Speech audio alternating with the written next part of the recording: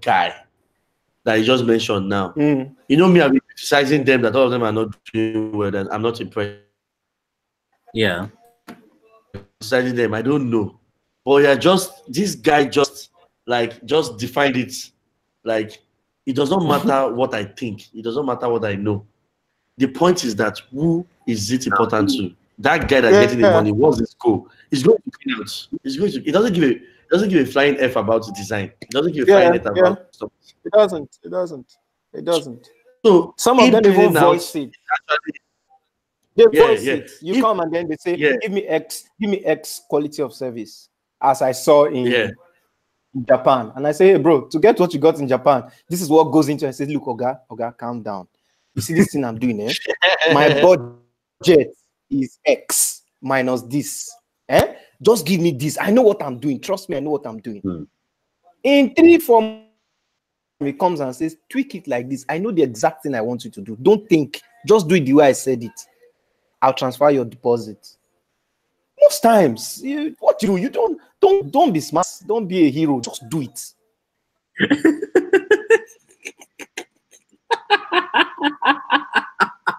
Emeka, not be a hero, Jesus. If Igbo man logs onto this broadcast, he will not understand what we are saying. No, he will not get it. So maybe we'll add disclaimer at the beginning that please, if you're from another country, you might not understand when we go local on some of our ideals here. It's not our fault. It's just the way it is. Just hit one nail in the head there. Just hit one very important nail in the head there. And you notice that a lot of the designers, they become very enamored by, the way foreign design thinkers actually talk about design systems, design philosophies, and more. But there's something I realized there. Most of these people and their thought and their thinking and their processes kind of falls flat when it comes in, when it encounters the Nigerian factor. Yeah. Like, you can read like 1 million Medium articles and 700,000, LinkedIn articles, and you memorize everything. But the moment you say, okay, let me implement it here in Nigeria, it will die. So I think most times it's I haven't thought deeply about this, but off the top of my head, I would say that most times there are two major sides to it. All right. The first is that a lot of people don't. First of all, because there's a major gap in data, there's a major gap in the science of doing things in Nigeria. A lot of people come into Nigeria with sheer guts. All right. Yeah. With all the risk, if you're going to set up a business in as close as Dubai, you already have data to do what you want to do. At least most of it. Okay. The only ones that are left is just, let's say, growing data. Let me put it that way. So in Nigeria, most times people come in blindly. And that's what happens and there are people who came in blindly and hit gold. They are not complaining now. It's people who came in blindly and it didn't happen for them. They are the ones complaining. All right. The second thing I would say is that this is not a design specific problem. It's a general life problem. That Nigeria has defied all of the global odds, all of the global standards in a sense. There's a good side to it. There's a terrible.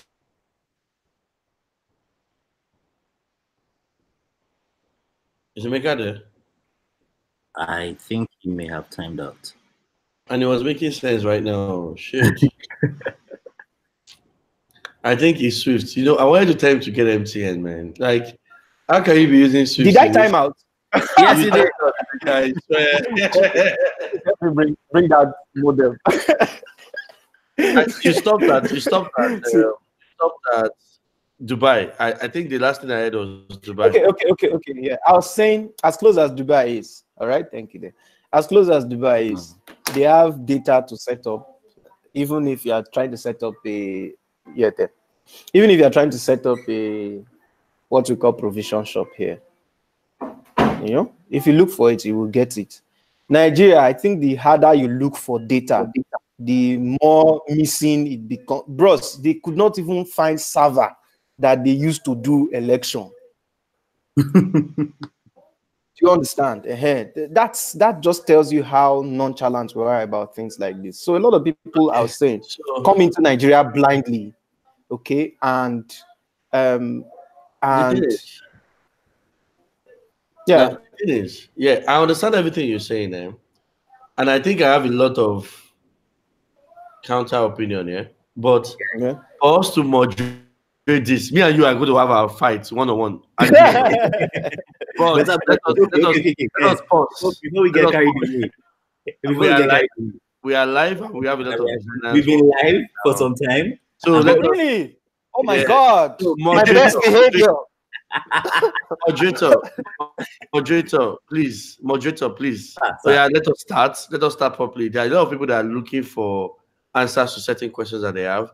Let us start helping with answers. But Emeka, hold on your thoughts. I know where you ended. We are coming back.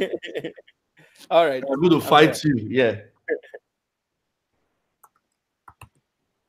1 minute. Yeah. Okay, and we are live for real. How many people do you have online? Let me see. I can't really gauge from here. I'm looking at 8 people that are watching right now. Okay, let's start then. All right. So to everyone who is watching this, welcome and hello and welcome to our maiden edition of DTalk. My name is Leslie Williams, and with me here is Wale Abba, Head of Creative Services at Interswitch, and General Bad Guy. And I have here with me also Emeka Ogey, Principal Partner at Witts Stratts BC, who I'm just finding out he's not a bad guy. And for some reason, we kind of live like, let's just say maybe like 5 kilometers between each other. Yeah, interestingly. Yeah. You should be the ones that I would have been having drinks with all this while. we should totally hang out for one of these days. Yeah. All right, so today we'll be talking about selling design, creating value for our clients, and making money generally as a creative. Before we begin, I'd like to say this. Have you ever wanted to make souvenirs, fancy gift items, and promotional materials for your events, businesses, and customers, but don't know who to talk to? Green Edge is here to help with that. They've got a variety of gift items and souvenirs like labels, lapels, badges, bands, patches, and lots more that can help you present yourself, your business, your events in the proper right way. Green Edge is giving 10% discount. Why are you laughing, man? Green Edge is giving a 10% discount if you order today on the link below, I believe. I think I posted that link. Yeah, bit.ly. Please, me too. I want to order. I beg. Yeah, okay. I think the link is somewhere down there. So it's bit.ly/order Green Edge with the promo code AMA1920GE. That's AMA1920GE. So another thing you should have in mind, if you tweet with the hashtag DJCDTalk, you stand a chance of winning a dribble invite and a branded designer Jobcaster t-shirt. So before we continue, here's the format. We're going to have a conversation for like 20-30 minutes, after which we will take all your questions. In the meantime, you can post all your questions in the live chat by the right. Yeah, by the right. And so I think that's basically it. So let's begin. Let's start from the top. How do you sell design? First of all, are you recording this entire conversation? Yes, it's YouTube records. You know? Okay, YouTube records. Okay. So how do you sell designs? For me, I don't want to start this by ranting though, but you're going to try very hard not to do that. Yeah, I'm going to try hard not to rant. The thing is, first of all, we are doing it wrong in the country. Like, literally, I am calling someone in Yankee. Let's forget about Indians. Those Indians, they are very whack when it comes to design. I'm calling someone that is pretty good, pretty average. You know, there's a level, there's a way we measure very good, average, and the guy that is just there. Now, pretty average, and the guy is charging me about $2,000 for a logo design. And I come to Nigeria and I'm asking you that come and do a logo for me, and you're telling me 10,000 naira, and you go on Shutterstock, you take the logo on Shutterstock, you just add few modification, maybe you just add shadow to the logo, and you come out and say, this is 10,000 naira. Do you know how much it is to buy a vector on Shutterstock? How much is it again?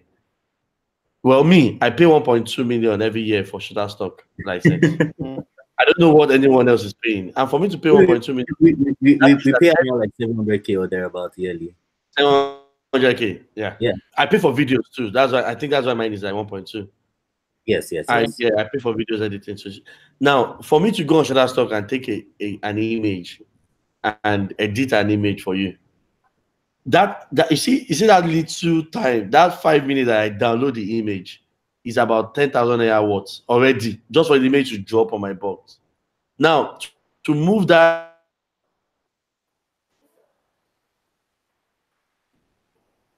about $2,000.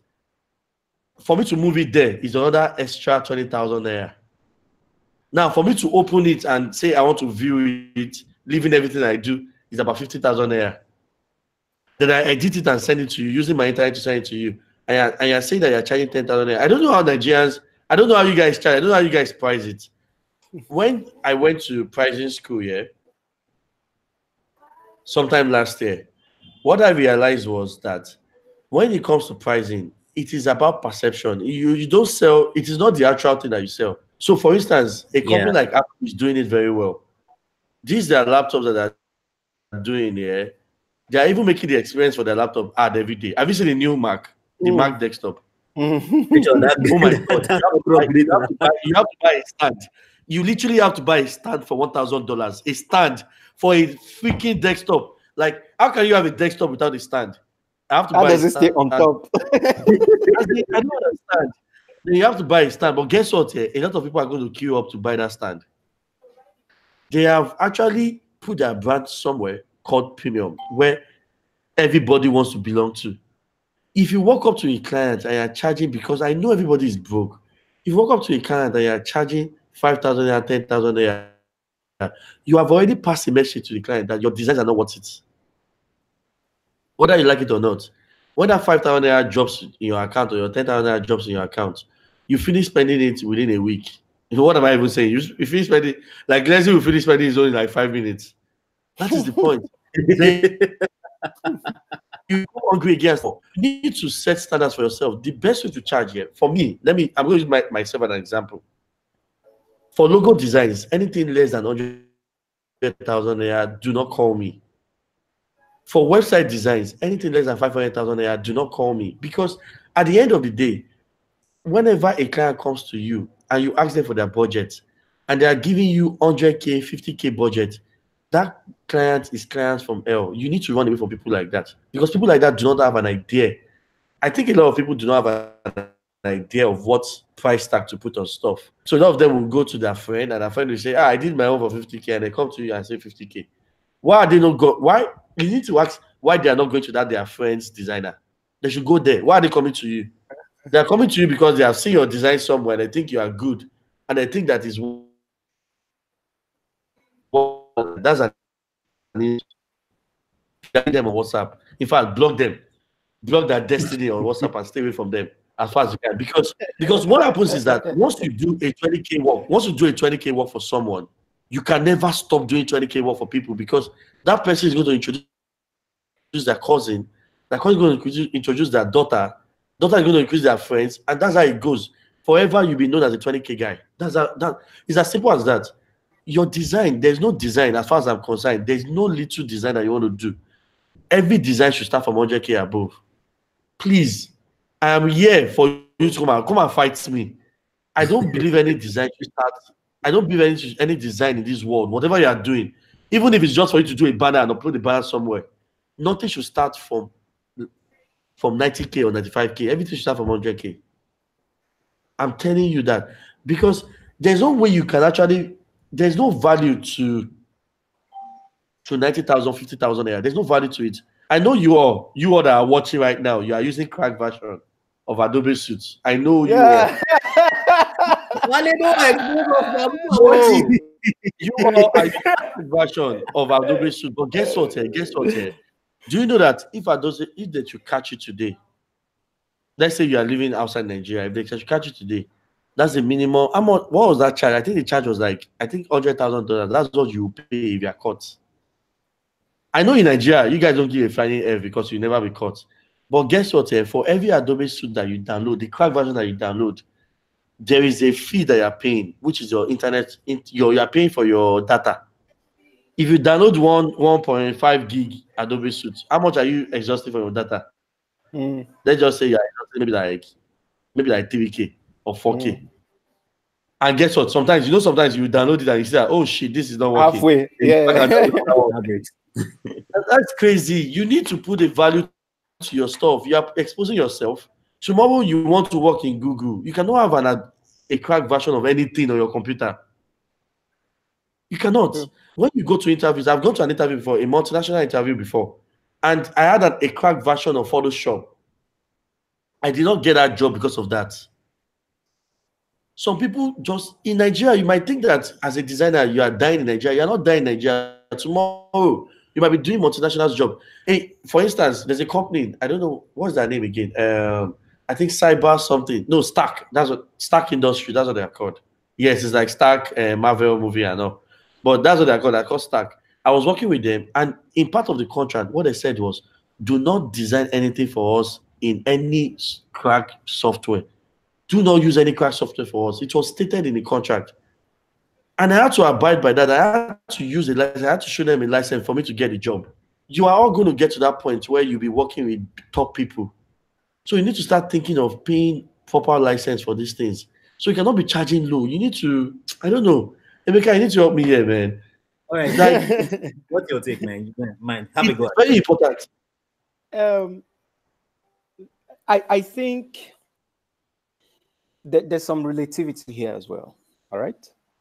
I agree that I'll give you another reason why you shouldn't charge low. Okay. And please, for those watching, I'd like to debunk the idea that if design is not expensive, then it's not good design, because there are a lot of shitty, expensive designs. That's not the point here. Yes, that's not the point. The real point here is that you have to understand how design is related to value, and what dictates actual price is value. Okay, value as it belongs to the buyer and the seller. So there are some logos that are as expensive as they are, or as pricey as they are, because of the person or the people who designed it. So that value is mostly determined by the seller. All right. In other cases, it's determined by the buyer. If I was going to do a logo for Airbnb or whoever, you know. Okay, sorry? sir. Yeah. Okay, you went blank. Yeah. I went off for a while. Yeah, but you're good. Okay, so I was saying it's in that case where the logo is somewhat pricey, it could have been determined by the buyer or the seller. The seller in the case where it is the person who designed it, or the group of people, or the company who was commissioned to do it, that determines what it is. So if you went to do it elsewhere, it probably would have been cheaper or more expensive. All right. In other cases, it's because of the person who is paying you to do it. If I was doing something for the UN, right, it would not be at the same price as I would have done for a no name calling. Just decide. All right. So that's a major. I think designers, whoever is watching, you need to be conscious of how these factors play with each other. Who you are or who you think you are, because who you are is really relevant. It's who you think you are that matters most. That is who you really owe it to communicate to the world. All right. For the guy who is buying from you, who he thinks he is also is a major factor. I'll tell you how and why. Before we went live, you know, we had this conversation about how somebody shows up and say, "Hey, look, I'm starting this company. I relocated. I just got back. I have $4,000 for this design." And you look at him and you think, "Oh my God, what you just offered me, some guy from Ikeja, from Shomolu, will be begging me if I told him this thing was 80K. He will be begging me. I'll take your 4,000. All right. Now, in that case, he can go and tell his friends that he got a good deal for 4,000, while you are telling your friends that somebody has just blessed you without negotiation, $4,000. You can see how the same incidents has different stories and different accounts. All right. So you need to be conscious of how this plays out, or how this plays out. If you aspire to be the designer who does work in a space where the price of design is determined by the buyer, then you have to position for that.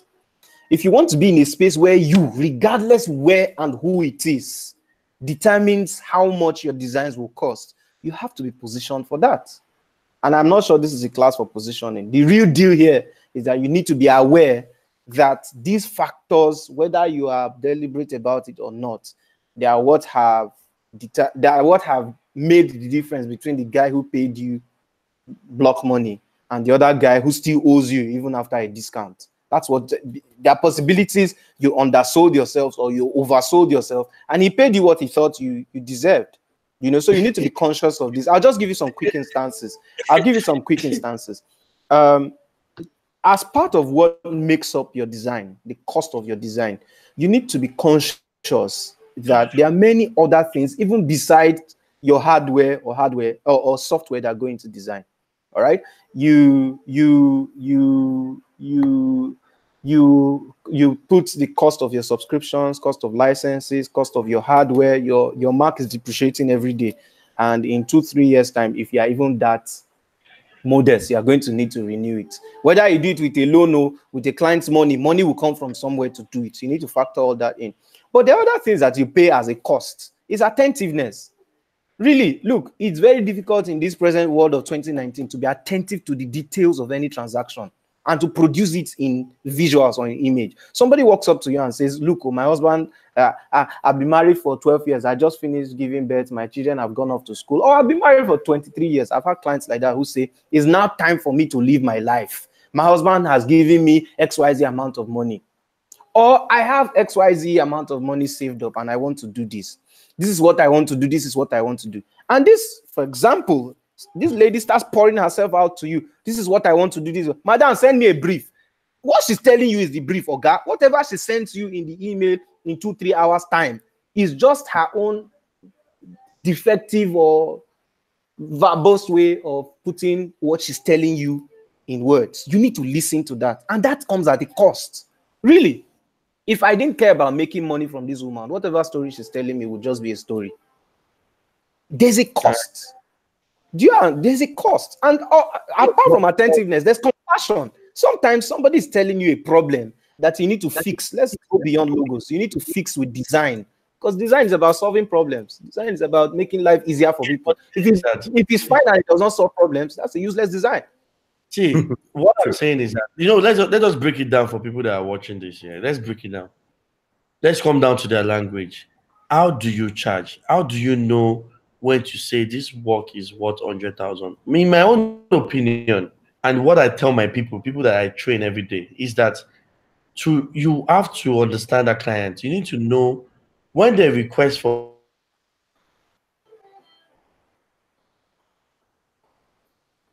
Hello, Wale. Did we lose him?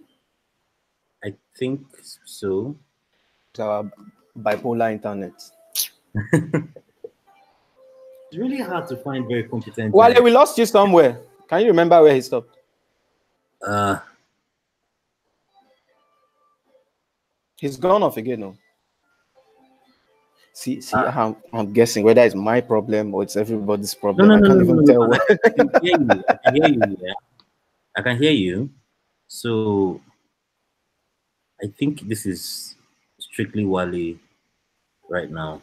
Where everybody comes, let me say an association where every designer is following a particular rule.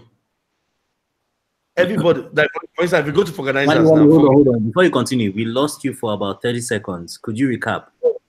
Okay, what I'm saying is, I'm thinking of creating a firm sometime in 2020, where, or let me just say an association.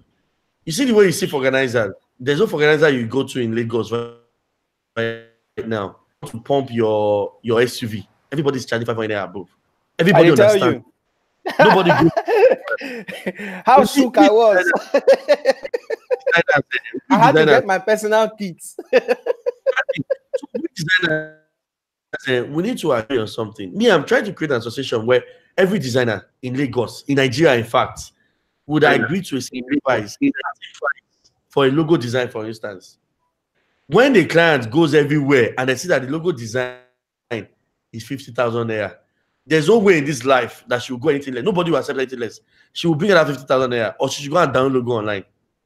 That's it. We need to take that standpoint where stop embarrassing us. When the client comes to me, do you know that? Let me bust your head in. Let me tell you this fact here. 90% of people that come to me every day, based on referral, when they come to me, when I ask them what they want, do you know what they tell me? I have gone to do a 50,000 naira website, a promo, or I have Google free websites, and I don't like what I see. Can you help me with design? 90% of people that come, that's what they say. Why is that? That is because someone has reduced the value of these things. So when they go outside, they find out what I am getting is a 50K what I don't want. A lot of these clients don't know that. They don't know the difference between 50K website and 200K website. They don't know. What they don't know is that they want a website. So someone needs to, when someone is going on deal day and going on Instagram and writing, do your website in 15 minutes, 50K. That is the problem. But they don't know. They don't know. They think. Let me bust right there. I went to a company here. There's this lady that I met. She got a 43 million naira startup fund. I was starting up a business, one business like that. And she called me and said, okay, Wale, I'm going to need logo. I'm going to need brand identity. I'm going to need all of this stuff. I was like, okay, cool stuff. And she said also that she wants to have someone to do the business plan for her and everything.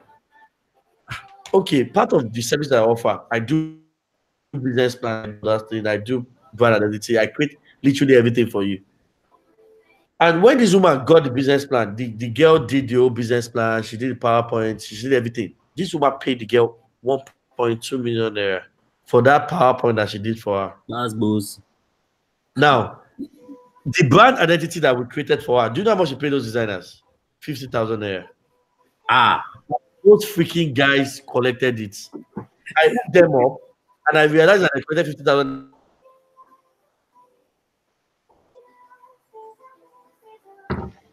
Oh my God, I think kidding me? Where did we put our, like, why are we pricing ourselves down? We are literally forcing ourselves not to be successful in this business. We are forcing ourselves. Let me add something. Down. Why? Let me add something. For the person listening who doesn't even know how to,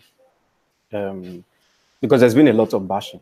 All right. So for the person who doesn't know how to go about this, let me categorize them into two groups. If you're here and you're a beginner, you know, you barely believe that you can charge for designs as highly as we are saying. And for the other person who you seem to know the value of your work, but you are not able to generate the kind of money you expect, or you're not able to price it properly. I think that's a simpler way to put it. For the first person, if you remember what I said earlier on, you need to be able to determine early enough. Sometimes it is life that pushes you in that direction. A lot of times, especially if you're here in Lagos, you oscillate between both types, you know. Even in our agency, sometimes the price of work, not sometimes, most times the price of work is determined by the person we are doing it for. We're not exactly at the point yet where we would say, because we are the ones who did this work for you, this is how much it would have been at least, you know. So there are possibilities when you're starting out. What you want to do is determine on which side you're going to start from. You want to be able to, it doesn't hurt you. It's not going to take anything from you to tell yourself, you know what, in this Lagos, I am that guy who does designs in dollars, for instance, if you can do that. For whatever reason, I'm that guy who does logos for 200K flat. All right? And determine the value that you're going to put in there. Okay? Now, for the other guy who already seems to has gotten a grasp of what he's doing, but doesn't know how to price properly for it, I think one of the things you want to be able to, you want to look backwards first. Unlike the other guy who's just looking forward, you want to look backwards first. You want to ask yourself, For every time I got paid good money, by whatever way you determine or define good money, what was different from this one that's ailing about? What happened differently? Was the person richer? Was it the person who referred you? You might want to redo some things. You might want to recycle experiences. You might want to be able to you might want to try to do some of those things again, the same way you did it then. Because if you do it again and you get the same result, if it's not broken, don't fix it. The issue you're having now is that possibilities you are doing what you did then and you're not getting the same results. All right, let's leave all of those. The real deal here is every time somebody approaches you, most times from referrals, just like Wale, 70, almost 70% of what we do comes from either repeat business, referrals, or referrals. Whatever is left is we don't do major ads, and most times when people come, they come with preset billing cards. You did this for my guy for X amount, and that's why I'm here. You need to be attentive, which is what I'm saying. Attentiveness comes at a cost. You need to be attentive, especially if you are a freelancer or you are a solopreneur, you work alone, or you have a small agency. If you are the contact person, you need to be very attentive. You need to bombard that person with questions, not just for the sake of questions, but because you need to know, one, where that person is coming from. Most importantly, what that person is willing to pay for it. Most times what they are willing to pay is just an offshoot of how much value they place on what you are doing for them. I'll round off with this and I'll give you a quick instance to round it off.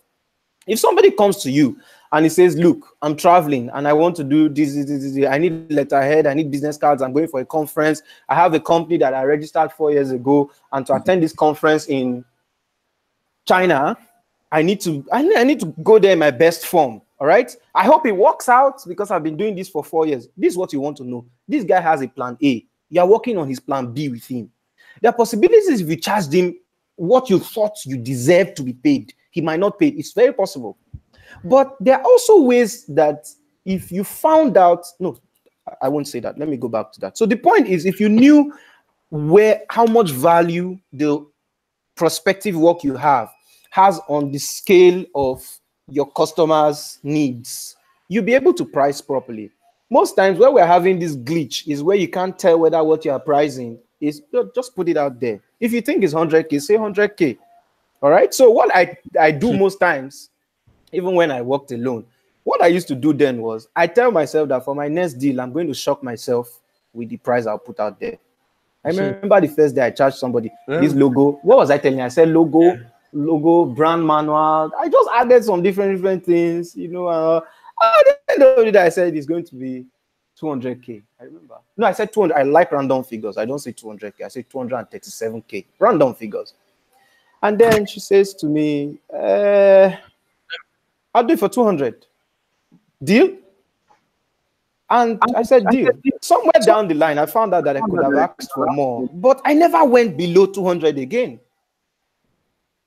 So I sometimes, especially because like Wale was saying, we're not that regulated yet. I hope we get regulated someday, but regulation also has its own issues. You really can't regulate talent. It's hard to regulate talent. But then again, the big deal here is you want to be able to put proper value. And when I mean proper value, it is not spooky value that you think, I now drive a Benz, so no, maybe not a Benz. I now drive XYZ, so my problems have come up. Or my rent is due in August, so all my money needs to be buzz. No. Okay, sit down. How much are they willing to pay you?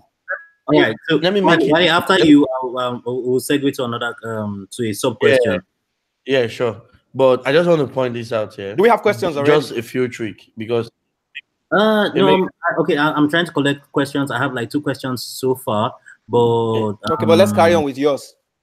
Yeah.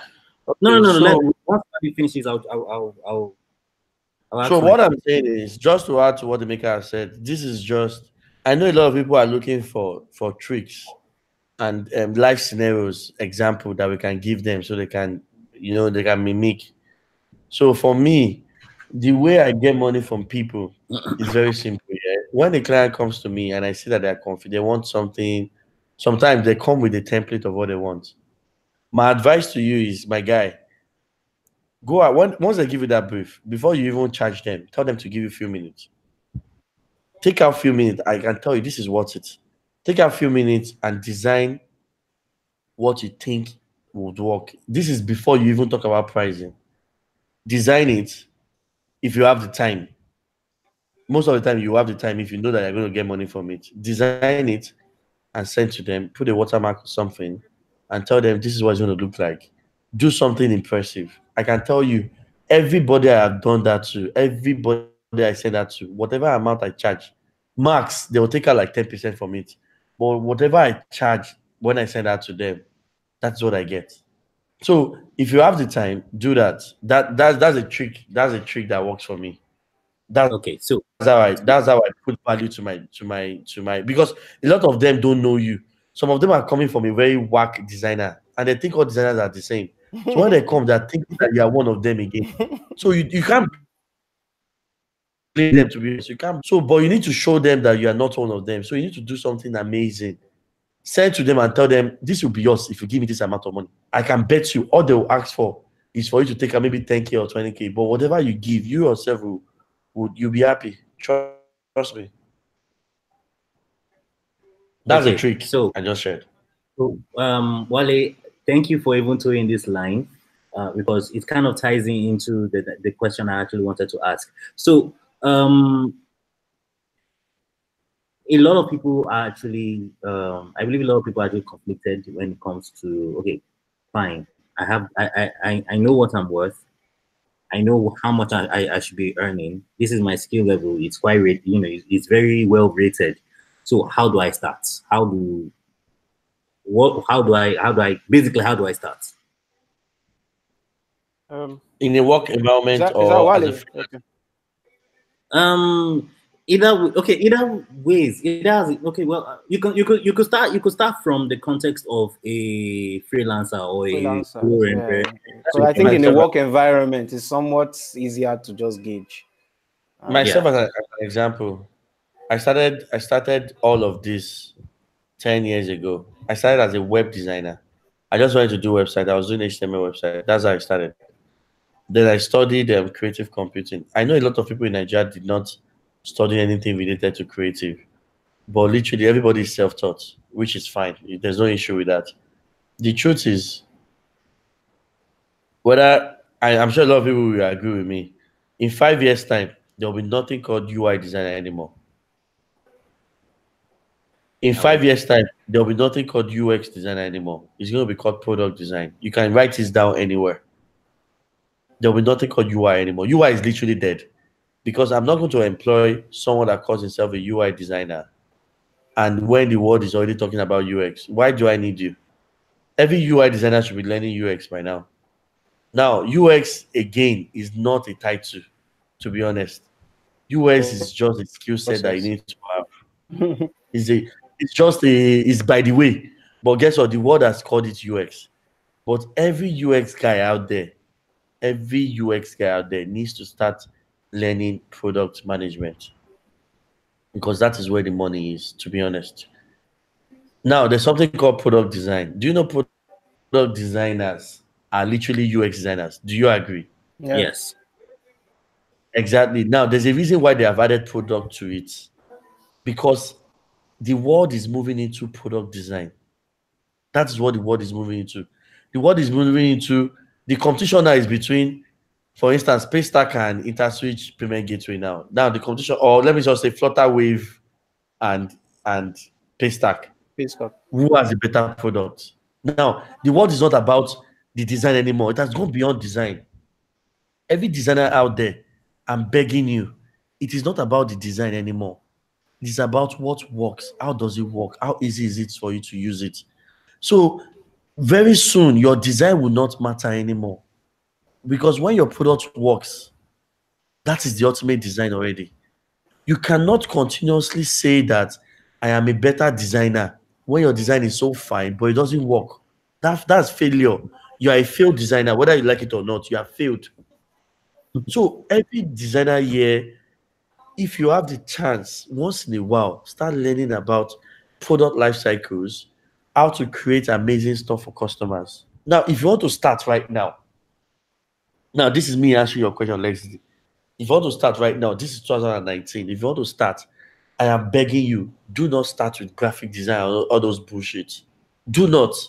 Start by learning consumer journey. Start by learning prototyping, mockups. Start by learning what a user really wants. Start by learning how to make a user complete whatever task in few seconds, not minutes. Start by learning how to communicate with people. You cannot be a designer. You know, designers there for so many years, we have always been behind the office. Back office. They call us back office.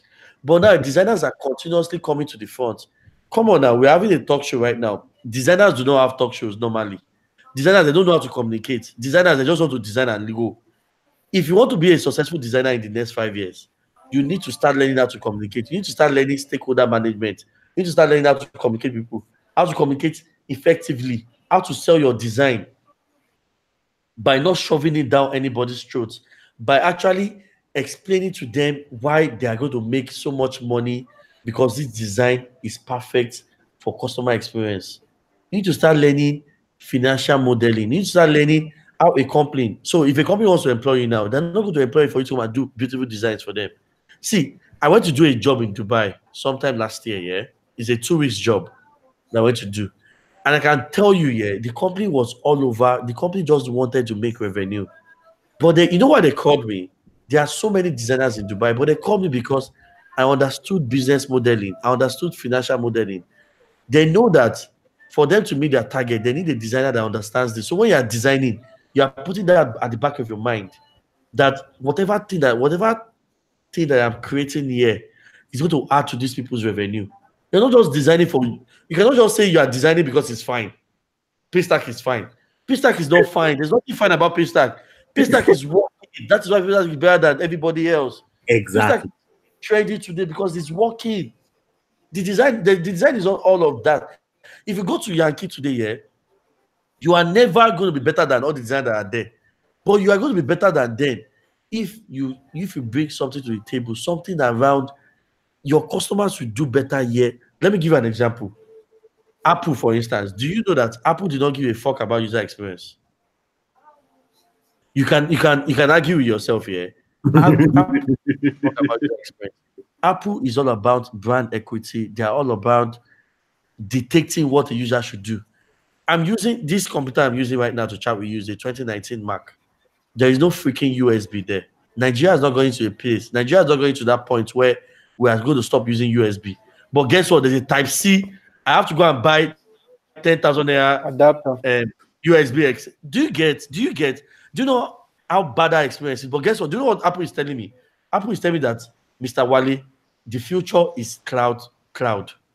It's either you join us now or you fuck off. But do you know what? I did not think of buying Microsoft laptop. I went to buy Apple because it is beyond just them telling me to fuck off. What Apple is telling me is that, see, we are defining the future for you. It's either you are with us or you are not with us. But because their brand equity is so good, why would I be? I have to be part of it now. That is not a designer's work. That is beyond you just carrying your Photoshop and design something. There's a guy there that has designed an experience that will never let me leave Apple. All my gadgets in the house is Apple. Even though the experience is bad, I have to pay 10,000 naira, 20,000 naira to buy this one, to buy that one. But guess what? I will continue spending it because that guy has defined it. That guy has made me realize that, see, it's either I am here or I am behind the scene, and I will never get there. A lot of Android users today, yeah, if you put all of them, put like 20 Android users in a room today, and bring Apple products, Apple stand, and put it there and say, you know what, you are going to buy this Apple for, let's say, 100K. Make it very cheap. All of them would jump from Android to Apple. Even though all of them are claiming today that I don't want Apple because you cannot download music, you cannot do this, you cannot do that. It's a lie. They are not, because it's expensive. If Apple is affordable today, everybody in the world will buy Apple. So what are we saying? Someone has when you go to Apple today and you go to their team and ask them, what do? You hear what they will say. They say they are designers. Those guys are not Photoshop designers. Those guys are experienced designers. They have created a product that you will use for the rest of your life, a product that you appreciate. So I'm just pleading here. If you want to start right now, if you're an aspiring designer, please think beyond UI design, think beyond graphic design, think beyond UX. Start designing experiences. Start creating stuff. When you go to sell yourself to interviews, tell the company why they are fucking up and why they will never be successful, because they're not thinking of the future. If a company is employing for a graphic designer, tell them you are not just a graphic designer. This is what you're bringing to the table. You are bringing this experience that will make them better than their competition. You cannot go to an interview and tell them you're a graphic designer. I'm very good with Photoshop. I'm very good with Illustrator. Everybody is good with Photoshop and Illustrator. Are you fucking kidding me? You cannot go there and sell that. You need to sell something that they will know that, man, we the fuck up for you, man. We are not progressing. So you when they employ you as a graphic designer, they will now employ somebody else to be directing your design. That's expensive. Do you understand? And guess what? That person is more than you. The person will be attending meetings on Mondays, and then the person will give you briefing on Tuesday to deliver on Friday for assessment. I started in Interswitch as a graphic. I started in Interswitch as a website designer 7 years ago. Yeah, 7 years ago, I was the only guy in Interswitch. I was the only guy doing design in Interswitch. Fast forward to 2019, I have 18 people doing design for me. Do you know what I do? All I do every day is find ways to make people leave Paystack, leave all these other fucking products that I think they are better than us. Let's hold on. Let's pause there. Let's pause. No speaking. Let's pause as if it's network.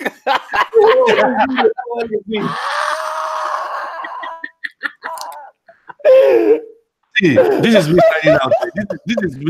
This is me signing out.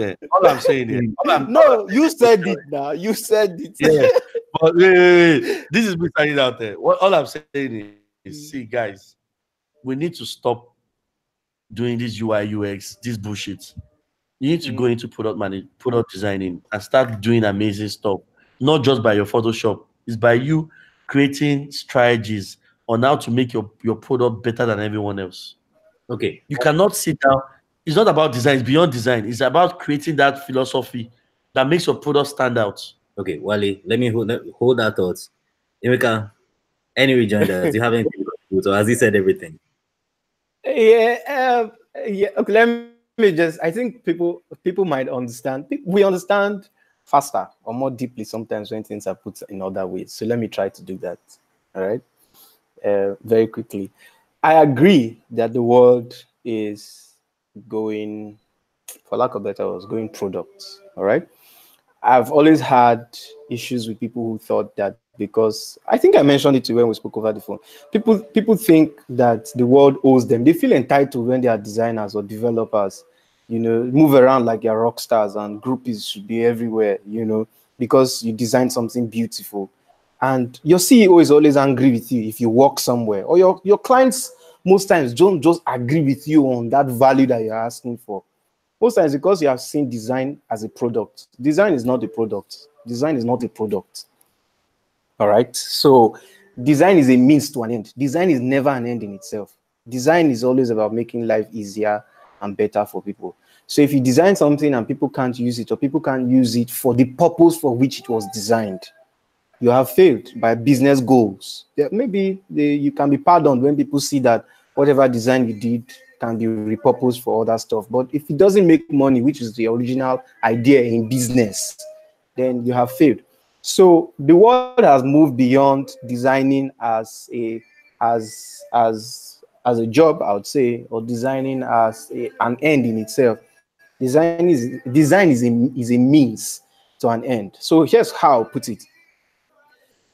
Some people might be offended, though. Let me also add, some people listening now, they might be offended by what has been said, that, see, big boys they tell me, say, the design when I just learn now is now.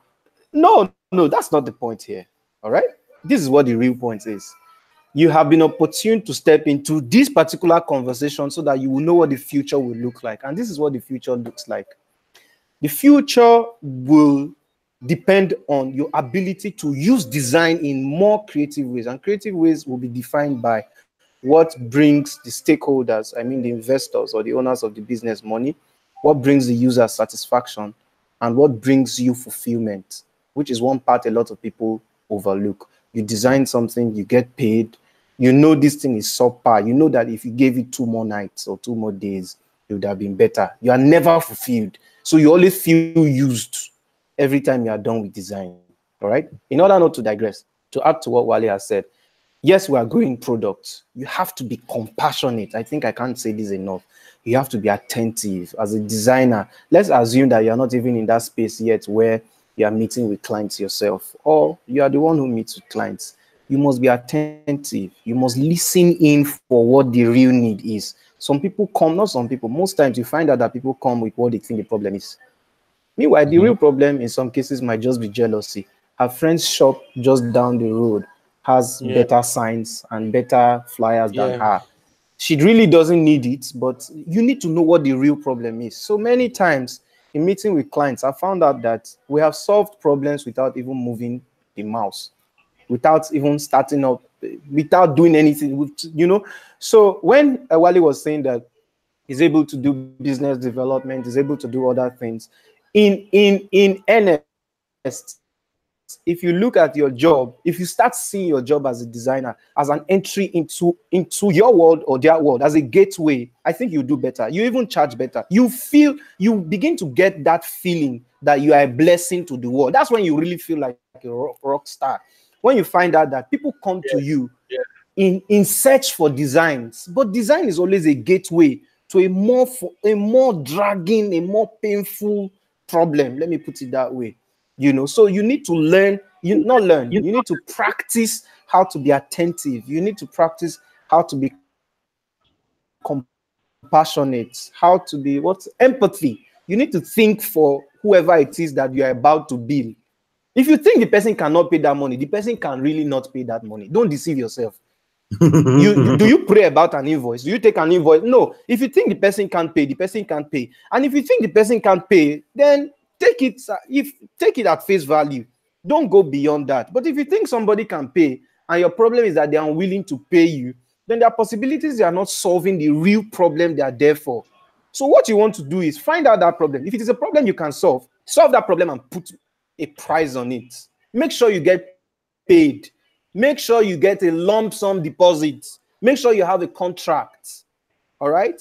Now, if you find out, please be modest, not be modest, be truthful about this. Sometimes people come to you, they need a design. If you find out that that problem is not specifically a design problem, because we are talking about design just in terms of visuals, what people see, the other things about design, all right? If you find out that that problem is not something that is in your space or something you are ready for now, because sometimes we bill also with how available we are.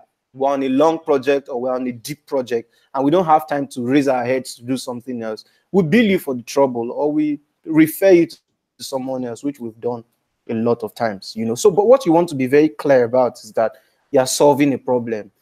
Please let me add this and round off with this. We must be aware of this problem that is not particular just to people in the design industry. It is a general Nigerian problem, and it is a problem of hunger. Hunger is what makes pastors sleep with their members. Hunger is what makes pastors do what they do.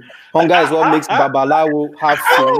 Hunger is what makes policemen take bribe. Hunger is what makes a commissioner. Let me even throw shots. Hunger is what will make a Senate president what he used to be kneeling down and be shaking the president. Hunger. Hunger for something. It's either hunger for fame, hunger for food, which is basic, hunger for recognition, or hunger for something. Dear designer, if you are aware of what you are hungry about, go for it. It is the reason why all of the asses you are angry about. Let me shake another table. Do you think Dino Milai is ashamed about what he does? No, he has a goal. That is how he wants to get it. You will never make that. I met him. You will never make that man ashamed. Ever. You can't.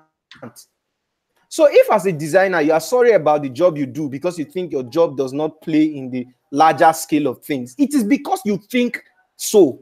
If you really, really think so, then that is what it is. All right? So this hunger problem, you must tell yourself that at any given point in time, if I'm to solve a problem, not your problem now, the client's problem, because you get paid to solve their problem. You don't get paid to solve your own problem. But you must be able to draw a straight line between the client's problem and your problem. Many times you find designers who did not finish a job, or who underbilled for a job because they wanted to get quick deposits, or designers who took a job that they did not even have the skill set in. Why? They wanted to solve a problem now. And the reason why the client is that angry with you is that sometimes, not every time, if you really said what your problem was, they could have been able to help you solve it and get it out of the way so that you can do their design. Oga, what did you need? You needed 100K to pay up the iPhone pay small that you did. They'll give you the 100K, or you come and do the design. So you really need to get to the bone of the issue. The client has a problem, you have a problem. Draw a straight line. Put a price on it.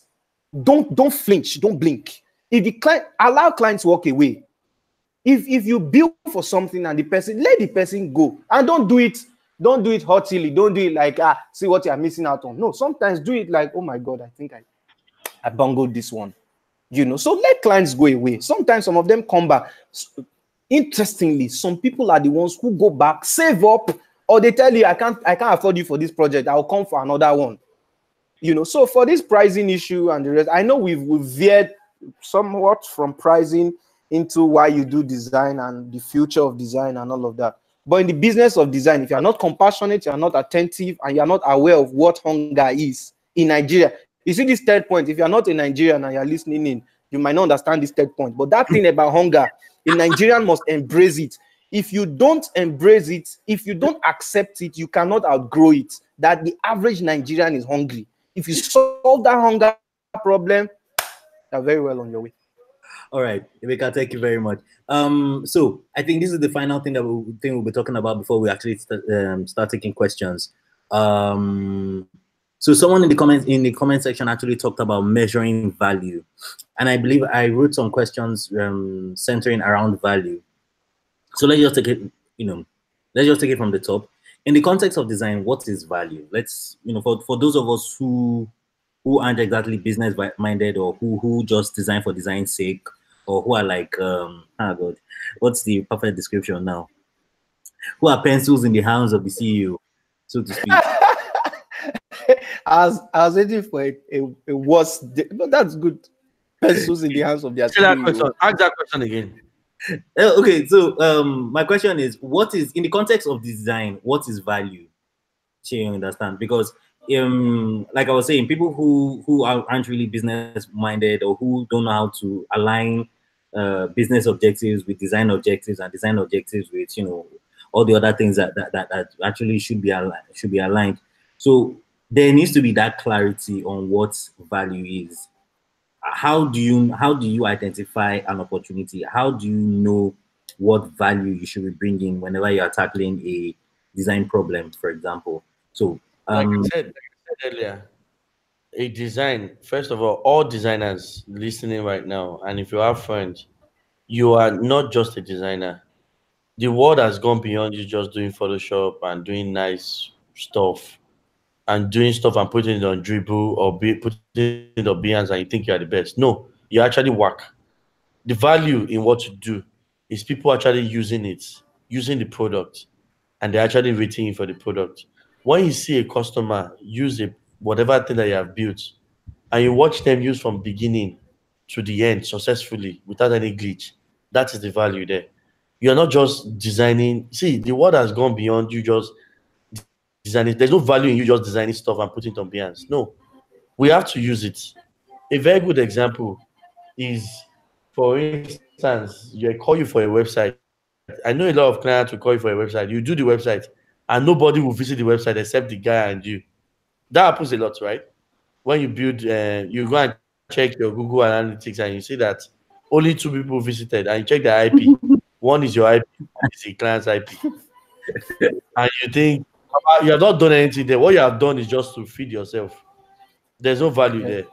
When you are selecting, I know, like what Emeka said about the hunger, it's very difficult for me to be talking about certain things I'm talking about my frustrations without considering the hunger. I know sometimes they will come to you and just do it, but try as much as possible, to actually point these clients to the right direction. You cannot do a website and they will not promote it. I have done that years ago, where I will do websites, I will do stuff, and nobody will visit the website. I have done an app before. I have designed an app before. The app has about 10 downloads. He's over 3 years old now, and he still has 10 downloads. That is sad. It is sad. It is sad. I have not given. There's no value there. The only value there is that I have given my wife food. I have given my cousin food. I have given my son food, and that's it. There's no value. I've paid my house rent. That's all. So we need to understand that there are certain jobs that will come. Help these clients understand that, see, this is not just a design. This is beyond design. This is you actually solving a problem. Don't let people come to you. Someone came to me and said he wants something like Jumia. I want something like Jumia. I want to build something. What's the name of that guy? I think it's Go Market or something. I want something like Jumia. I said, no, you don't want something like Jumia. Jumia is not a thing. Jumia is not a thing. It is called e-commerce. You want to sell, fine. Go ahead, come and sit down. Let us talk about what you want to sell. You want to start selling online. So I made him understand that, see, if you want to sell online, this is how Nigerians behave. Nigerians they don't pay with cards online. Nigerians prefer you deliver and I pay you. What's that thing called? Cash on delivery. Cash on delivery. So I was telling him everything that, see, because Jumia is doing this, you are not Jumia. You are yourself. Come and sit down and let us do it. I met someone 2 days ago. He said he wants to do something like Gokada. No, you don't want to do something like Gokada. No, you want to do logistics. You want to go to logistic business, not Gokada. Don't compare yourself with Gokada. So you need to help them and help them create the value. Some of them, like I love what Emeka said at the beginning before we went live, where Emeka said some people will get money from investors and everybody has their different goals. Some people want to make money. Some people want to solve problem. First of all, understand what your company wants to solve or what their goal is.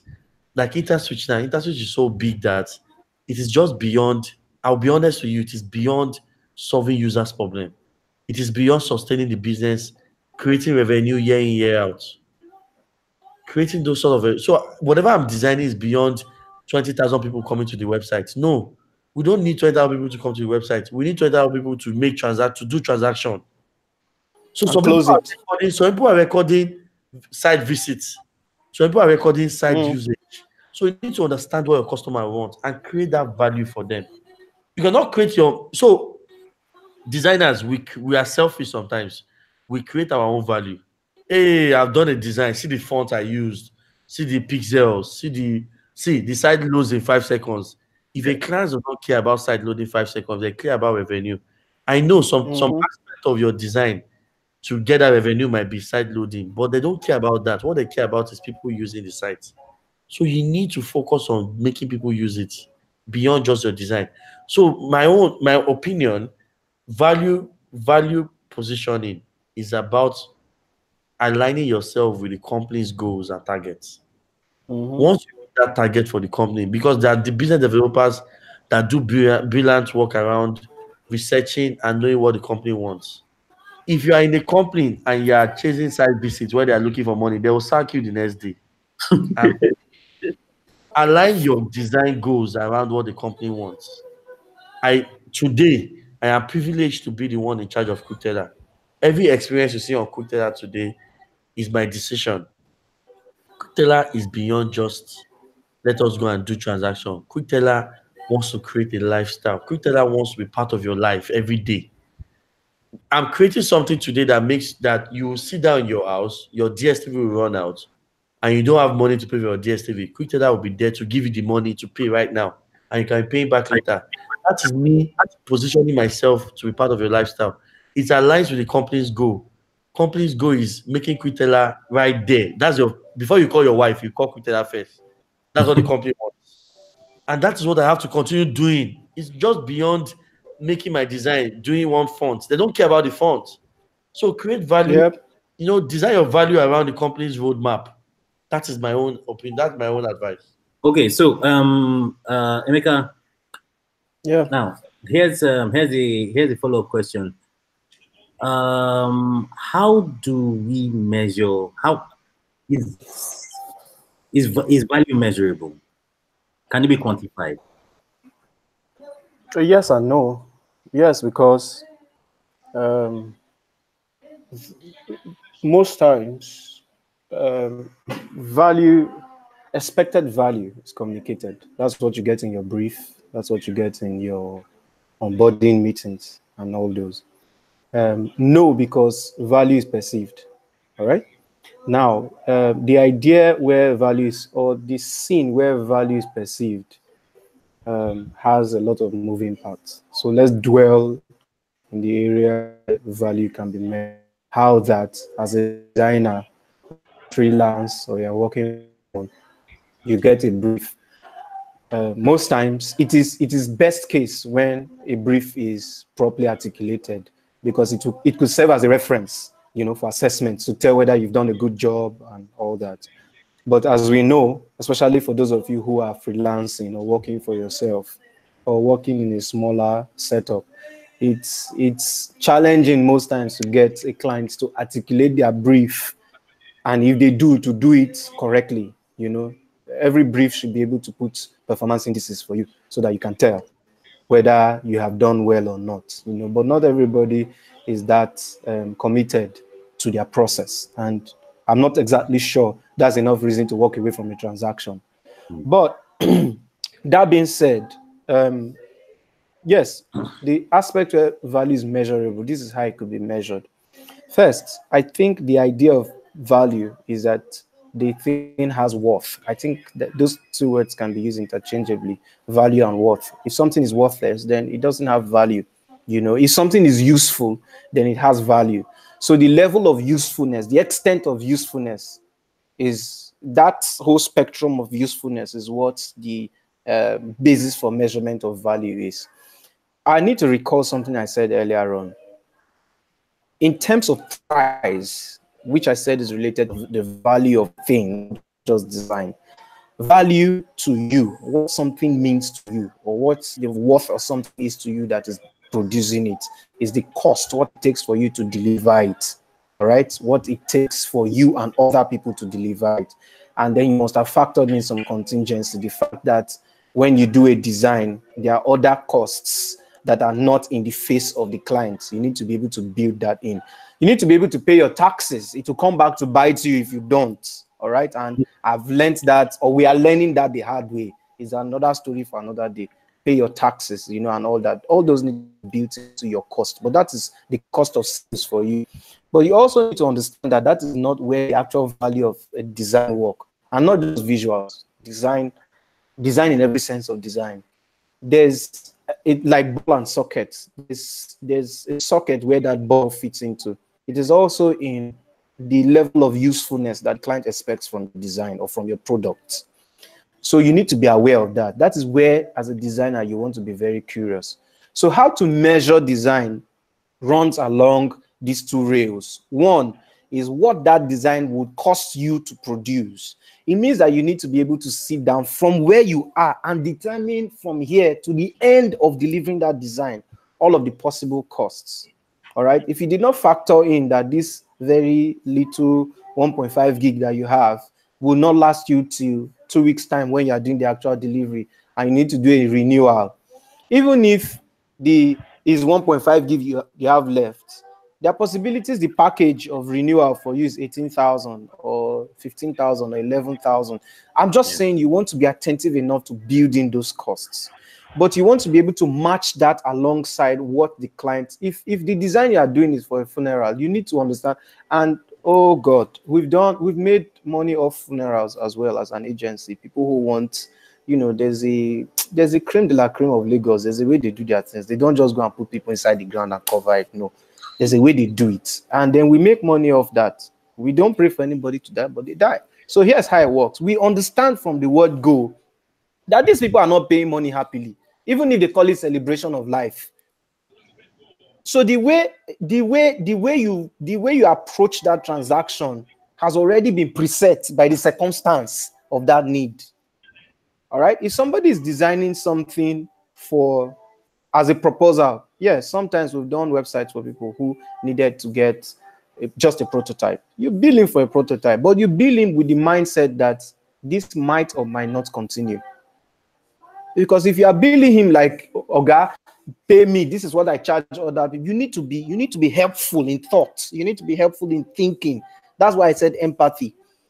All right. So these are I think that's why I said yes and no. These are the areas where measuring the actual value of a design. Because if you think that the value of a design is how much was paid for it, then you are getting it wrong. That's only the palpable value of that design. There are other things that have gone into making that design what it is. Most times also, the designs, a Nike logo today, it derived its value from use. Please remember that. The Apple logo derived its value from use. The fact that it has been used in many and so many indispensable ways. That's how it has gotten its value. All right. All right. So thank you very much, Emeka. Wale, first of all, Samson Aligba says hi.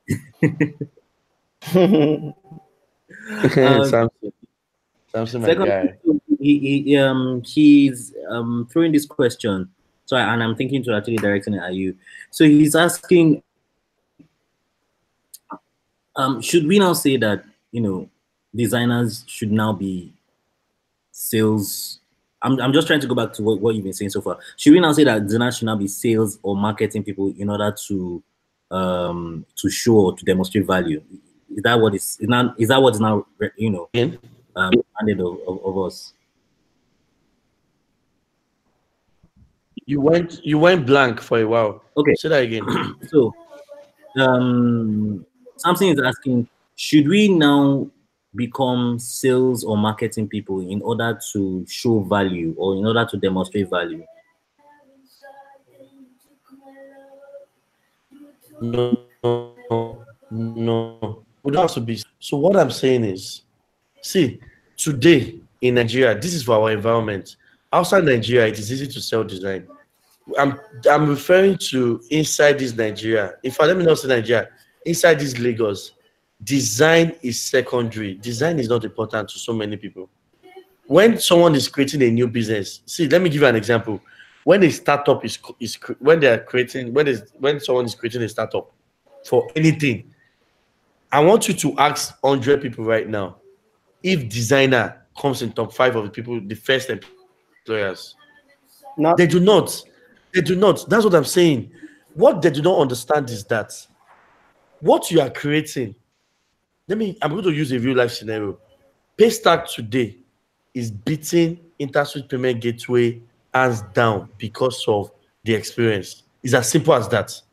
There is nothing Paystack is offering that Interswitch is not offering, but they're beating Interswitch hands down today because of the experience. They're more expensive than you guys. Sorry? If anything, they are more expensive than you guys. Exactly. But guess what? People do not care about the price. People are using it because it is easy. Someone has designed that. Someone very important has designed that. But guess what? When they were creating the team, design guy was not in top 5 people that they employed first. What I'm saying is that we designers need to start putting ourselves in position. I'm not saying you should become a sales guy. You're not going to be a sales guy. Yeah, unfortunately in Nigeria, you need to continuously start selling yourself because they're not going to listen to you if you don't sell yourself. Yeah. So you need to know how to communicate. You need to know how to manage stakeholders so they will understand that you are playing an important role. In Interswitch, I had to leave Interswitch to go to Fidelity Bank to redesign Fidelity new logo, to redesign the Fidelity new logo, to design their internet banking and their ATM machine, all those stuff. And for Interswitch to understand that, see, you have just lost someone that has something important to do. And what did they do? They called me back to Interswitch. And what happened immediately, Leslie? We redesigned Interswitch logo. Immediately I resumed. I'm saying, sometimes you need to make statements by if you're not going to listen to you by selling it, they'll listen to you in other ways. The point is, we need to learn how to communicate. You don't have to be a sales guy. Okay, well, let me say this. You should be a sales guy to your field. You need to know how to sell your field. You cannot just go and say, I am very good with Photoshop, I'm very good with Illustrator, if you cannot sell what you do. Yes, you should be a sales guy to your field. That's it. There's no easier way that I can say this. The point is, try as much as possible to sell what you do. If you cannot sell or explain what you do, MD of Interswitch, I think about 4 years ago, he asked me and said, Wale, what do you do? I started stammering. It's not that I don't know what I do, but I did not know the words to use to explain what I do. I could not. It was embarrassing. But guess what? I learned something there. I learned that it is beyond just saying I design stuff or I create design. No, you need to know how to sell yourself and what to do. If you cannot, then a client will just sit down with you and they're just looking at you and they just think you are just a designer. And that's why they will go and be calling 50,000 AI website designer to come and do that design because they don't know what you're offering them. All right. So please can I add something to it? I think the question is, must designers now become marketers in order to sell design? I think it is the fact that we see marketing and sales as a dedicated role, you know. But I think you must understand as a designer, or one who manages people who design, that every design has in itself the responsibility to communicate. And communication in itself is sales. What is sales? Sales is that you, and I'm paraphrasing, sales is that you provoke a premeditated action in whoever it is you're selling to. You either want them to sell. Sometimes selling is not about them buying you, it's about them not buying other people, you know. So, but that's so the real point here is, in a design you do, you must see that communicating that design, either by itself or by you, it's an inherent responsibility of that design. The reason why people look at the logo and they don't get it, that's the sheer difference between, I think we did that in school. That's the difference between art and graphic design. I hope you know, right? Because art, the value of art, the message of art, and the purpose of art is mostly determined by the artist. The graphic designer has a set of parameters with which that his work will be. And if it doesn't communicate, which is the strongest parameter for any business design, the strongest parameter is that it communicates. It either tells people to do something or not to do something. So I would say that in answering your question, Samson, whether we should, or I know you know the answer, I'm just asking for people, that whether people should become, if you're a freelancer, nobody will market you. The absolute answer is yes. All right. If you work with others, if you're part of a team, then what I'm saying now will get home, I think, deeper and faster. That every time you deliver on the task, you turn in a design. If the design cannot, if it needs a lot of effort from a third party, all right, to be understood, and it means it has a flaw. Design should be able to, in itself, communicate, at least with little effort from whoever designed it or whoever, primary stakeholders to that design. You must see that that design must communicate. If it doesn't communicate, then you just there's a reason why. There's a reason why. Let me give you an example. Let me say this to Samson here. Okay, well, I agree with you, Emeka. Samson knows the answer, but yes, he's asking for. Leave him. He's just watching us. Because I know Samson. Let me say this. Let me say this. See, there's a reason why. I don't know. I'm sure everybody listening to this has seen that Pepsi's brand book and that Coca-Cola brand book that someone did a design for how many $1 million. Now, guess what? They had designers, They had designers that could interpret what that design was doing. Forget what they had someone that was good enough to interpret and to sell it. That's why they paid that amount of money. I don't know if you guys have seen this story where Accenture was paid. Is it Accenture? They were paid a lot of money to design a website for a company like that. And they messed it up. So they're taking them to court now. They paid about, is it $70 million or something, $70 million or so for a website design, and they messed it up. And now they're taking them to court to pay back or something. And in my head, I was like, God, someone went to this meeting and saw the website design. And guess what? The website was on WordPress. It was on freaking WordPress. And saw the design. He said the right things that they needed to hear. Wait. Let's take a moment of silence so that this thing is deeply sinking. Don't you understand? So, see, I have seen people come to my company here to Interswitch, for instance, and they ask that they want to do a job for us, and they charge us money to create a social media account and all. And the company be like, yes, let's do it. Someone came to the meeting the presentation, and they sold something. Yeah, you're very correct. They were able to communicate. So you need to sell. You cannot just be a designer. Wale, let me add to sell, because for anybody who is thinking that, Lagos, there's a slim line between wash and substance, Yes. And people think that it is easier to learn wash than to learn substance. If you're a designer and you don't read, if you're a designer and you're not attached to ebooks, you're not attached, you're not attached to any, you're not subscribed to any podcasts, you don't learn. As a designer, you should go far and wide. You should be curious. You should love exposure. You should love experiences, and experiences that are not even related to what you originally know. If you are Christian, you should be able to have a solid, non-banter conversation with somebody who is of another religion, or the other way around. If you should be able to sit down with somebody from Guinea, from Zambia, and have something to say. You are not teaching the person. You are not lording over the person with information the way we do in Lagos. You meet somebody and the person has gone off from what do you do? The person don't begin to lecture you. No, that's not what the point is here. It is that what actually comes into play when you are selling, what really comes into play is how you're able to connect all of these other experiences to what you are selling. Most times, what is the beauty of empathy? What is the beauty of compassion? It's in your wealth of experience. If you have been beaten by rain before, the distance between where you parked your car and where you had to get into, then when somebody comes and tells you that he has something that can solve that problem, for instance, you are able to relate on a first-person basis. If somebody comes and tells you that his website XYZ is the problem, because you've been to so many.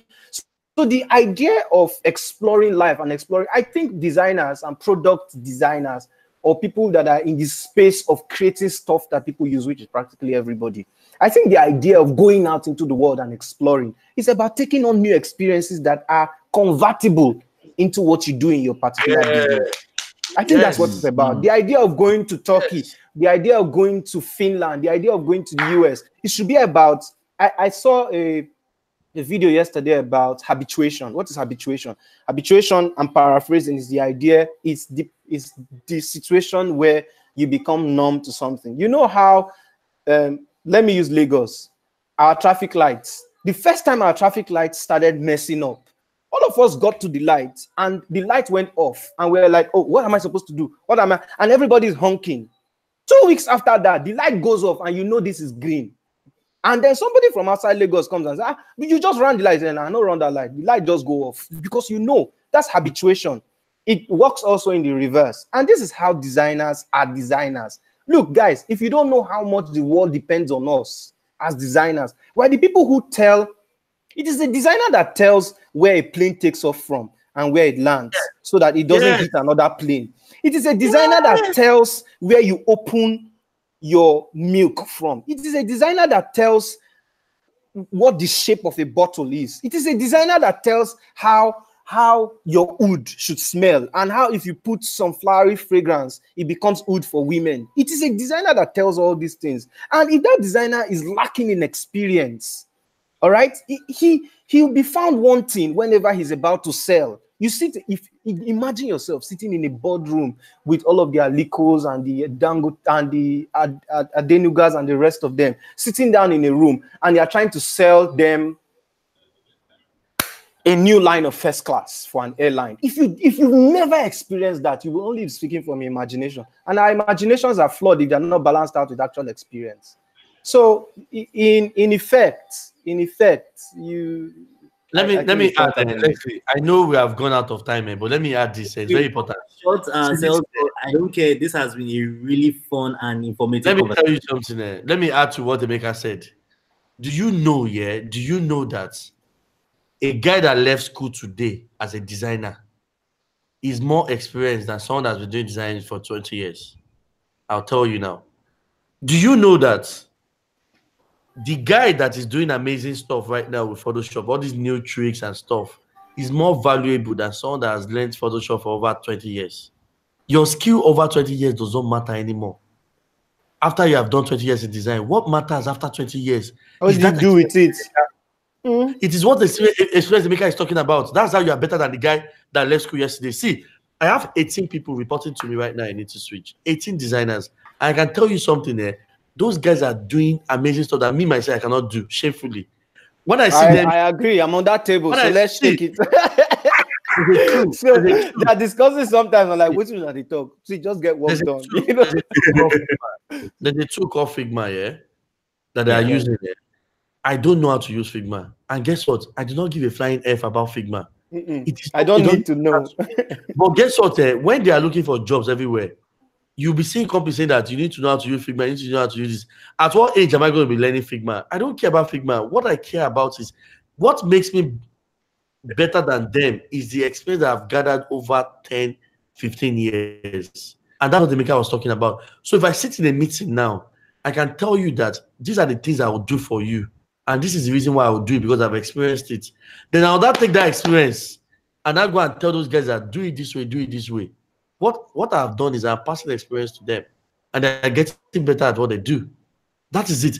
So you're learning Photoshop, knowing the latest trick in Photoshop in 2019, for you that have been designing for 10 years, you are wasting your time. You are wasting your time. That is not what you should be doing now. You should be going into the business of design. Business of it. You should be going into knowing how the to conversion of design. Turn it to money, turn it to problem solving, whatever the value is, whatever the goal is, whatever. But you should not be learning the latest skill in Figma. What's your business with Figma after you have done 20 years, 15 years? Do you know that I still use Fireworks? Leslie, you know this now. I still use Fireworks. I still use Fireworks today. Guess what? Nobody can change me from Fireworks because that's what I know. That's what I learned 10 years ago. And I'll continue using Fireworks. Everybody should go and die. No. We're not even trying to stop you. Okay, so let me just take a few questions from the audience. I think some of these questions have even been what's it called? Some of these questions have even been answered based on the conversations we've been having. So I will just take them now and Chito, please help me turn. All right, so EP1, Abby from I think he's one of the audience who has been watching stream on YouTube. He's asking that light. How about those that promise no. design this one here in the future for a 5K logo? How do you deal with those kind of people? Who do what? Promise what? People that promise. Oh God, why they don't fall now? Calm down. So people that actually promise you. Okay, so imagine a scenario that okay, let me just give a bit of. Let me just talk a bit from experience. Like the very first logo I ever designed, I designed it for 600 naira, and it was. Many of mine were free, so you were charging more.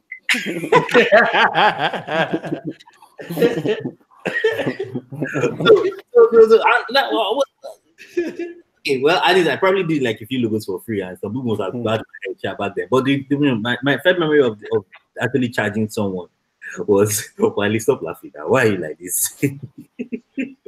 Was actually 600 naira, and I did 3 logos, and the person rejected it.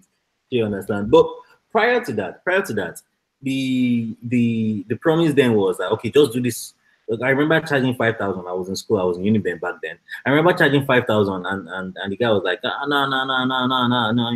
I'm a big boy. I have money to spend. Blah blah blah. Don't want, just do this one for me. 600 naira. I'll connect you. I'll give you more jobs and all that. So I think what Abby is actually saying is, how do you deal with those kind of people who deliberately cut your price with the promise of exposure? Future work. Yeah. Future work. Let me give you a real life scenario. Let me bust your head now. 15 years ago, no, 12 years ago, or like 13 years ago, I used to do designs for a lot of Nigerian celebrities, DJs and all. So I was working with Basket Mouth, I was working with Emeka Ogey, I was working with a lot of them and all. Then I met Two-Face. And Two-Face said to me that, my guy, I don't need a website. I'm popular already. I don't need a design. I don't need anything. It's not important to me. That was a lesson. Now I'll come back to that. Just hold that. Now, I met someone called Samuel Posu. I'm going to open his ass now. Yeah. And Samuel Posu said to me that, guy, I'll give you exposure. I'll give you this, I'll give you that. Do you know what I realized? I did the job for him then. But the exposure, what he was calling exposure, does not really matter to me. Because all of these people here, everybody, what I've realized is that celebrities and all of that, they only have their carcass or their connection is within the same space. Samuel Posu will not introduce you to a politician. He will not. Samuel Posu will not introduce you to someone like Paystack or someone like Flutterwave. Samuel Posu will introduce you to people in Samuel Posu's zone, which are the gospel musicians. You need to ask yourself as a designer, do you want to be in that space? I have a story about gospel musicians. If Samuel Posu pays you, if Samuel Posu did not collect money from you, that means that 90% of people that are going to introduce you to are not going to pay you. What you find out, what you end up doing is that you're going to be a freebie designer. You'll be designing around. You'll be a rubber band designer. Designer with no money. You cannot do that. You cannot listen to anybody offering you exposure. Exposure, yeah. The ultimate exposure is the one you give yourself. Nobody will ever move you anywhere. Nobody will take you anywhere. It is about you and you alone. If anybody should promise you any exposure, they can never take you to. They cannot take you anywhere. Those people are useless. Trust me. The people that help people here, like me now, Basketman, I always talk about him everywhere. Basketman, he actually made me what I am today, literally, because he paid for his service, but he introduced me to people that paid for that service. And like that. So I got a job in Interswitch. Do you understand? Basketman never said, let me introduce you. He paid for the service. People that said, let me give you that exposure, where are they today? I'm not working for them anymore. And guess what? They're still looking for designers to give exposure. All the people that introduced me to were actually looking for someone to do a free job for. So I don't think you should actually rely on anybody. Don't worry about anybody that cannot pay for it. They cannot pay for it. And people that they know can also not pay for the service. So you need to have that at the back of your mind. Shall remember your hunger. A broke man will know a broke man. A broke man knows a broke man. A broke man knows a broke man. It's as simple as that. Hunger. I think that was the third factor. When you're thinking of all that things, remember that future jobs will not pay your rent.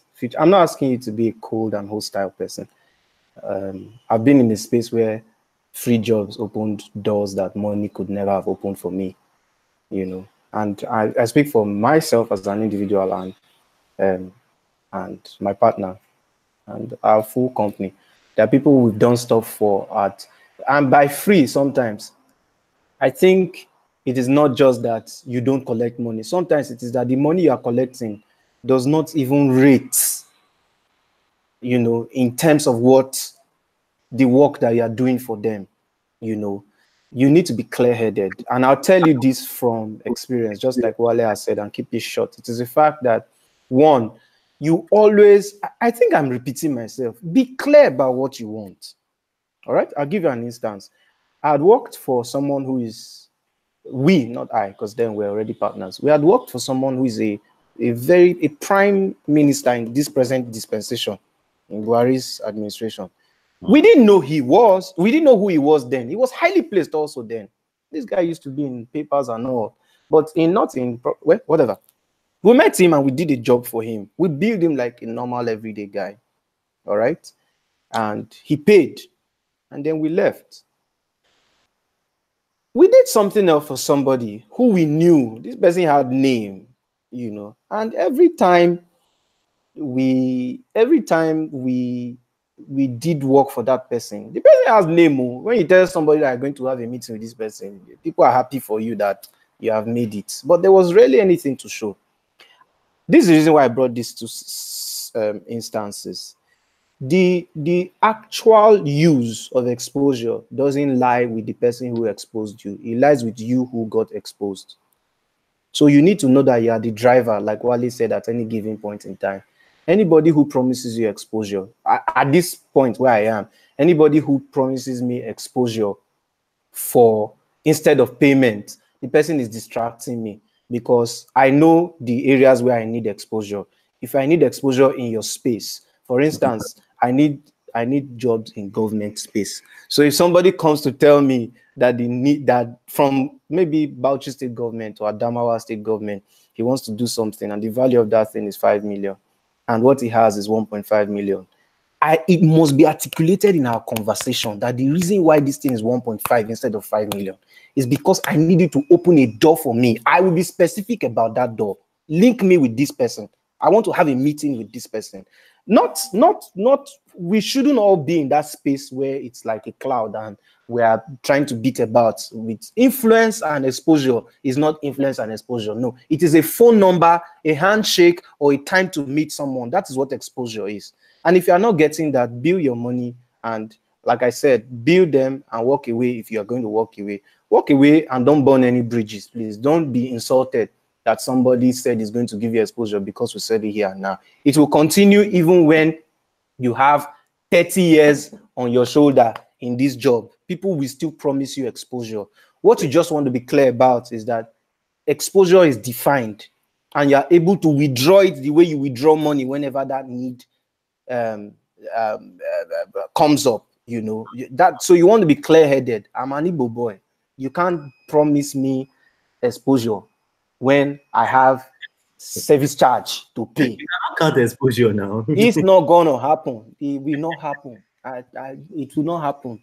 I'm not saying that I'm blind because they look at you like you are blind when they promise you exposure and you take exposure money. Is not going to feed you. We are hungry. You see my hunger. I carry my hunger on my chest. Let's even forget the hunger. The truth is that almost done. The truth is that there's no way you can quantify exposure. Exposure is relative. You can be so exposed and still be broke. So you need to know what you want. This is a question I ask everybody that I meet. Only one question. Do you want to be popular?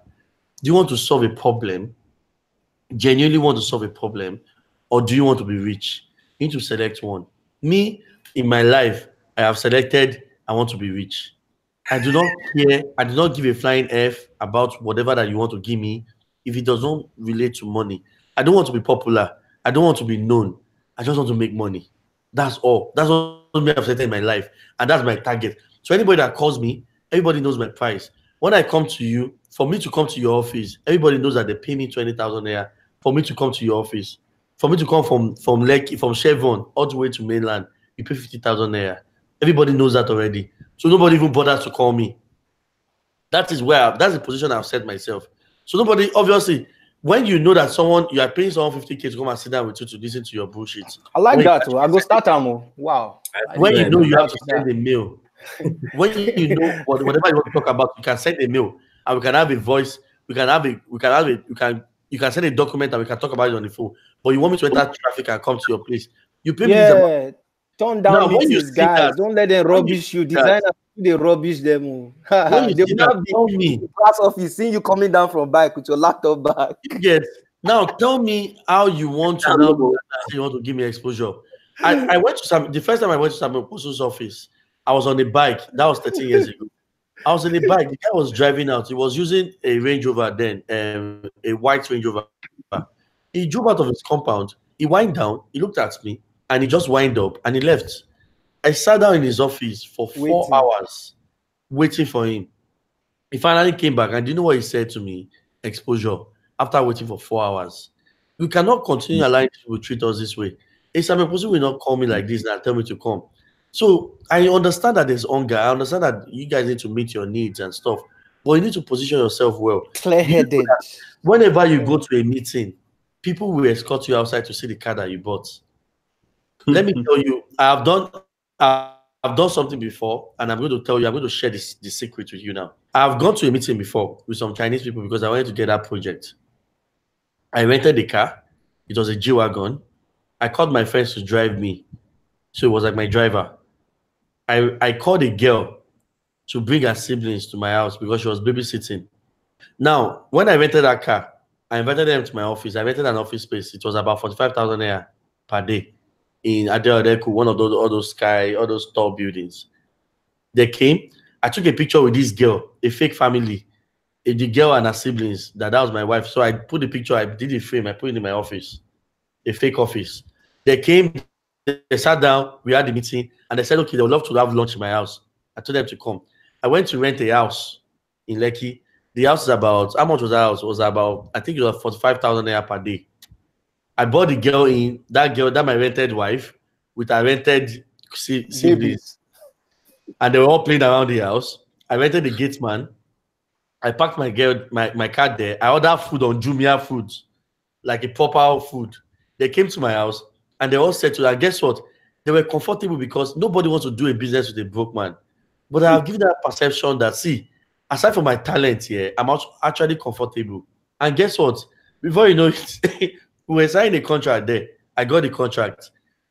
All I'm saying is, people want to work with people that are on the same level with them. We designers, we know that we cannot be there 100%, but there are ways that you can do this. There are creative ways that you can do this. Learn from these things. Put yourself in a position where people will not look at you as if you are thinking, and they'll be saying exposure. What the hell is exposure? Exposure will not get you anywhere. Exposure will not get you anywhere. A lot of artists are popular, but they are broke. I see them every day. I know them. They are broke. So exposure is not going to get you anywhere else. Stay away from exposure. Collect your money. Okay. Collect your money. I think exposure will even make you have less money. Though. Actually, way less money. You spend more. I think, man, we've overshot. I said at the beginning this was going to be a 45 minutes session, and we've gone ahead and done. Like, when you were saying it, I was looking at it like, 45 minutes. 1.5 hours, and the feedback I've been getting from everyone, from WhatsApp, from Twitter, from Facebook, has been phenomenal. Everyone really loves the session. So I think we will end, in quotes, this we'll end the topic session from here, because we still have Wale's rant to get to, and an interesting discussion that must be had. So if you want to hang around and stick around for that, I mean, feel free to stick around. But all in all, thank you so much for participating and for coming to our maiden edition of DTalk by Design Jobcaster. Thank you so much. Thank you to Green Edge for sponsoring our first, so to speak, our maiden edition. Thank you to Samson Aligba for all the support he has given me in putting together this. Thanks to Wale and to Emeka Ogey for agreeing to even come altogether. I really appreciate. I really appreciate. Thanks to everyone who has actually helped me put this together, who has shared the word, every tweet, every retweet, everything. Thank you so much. So I think at this point we will just basically be on air, and Wale, it's your turn. Take the stage.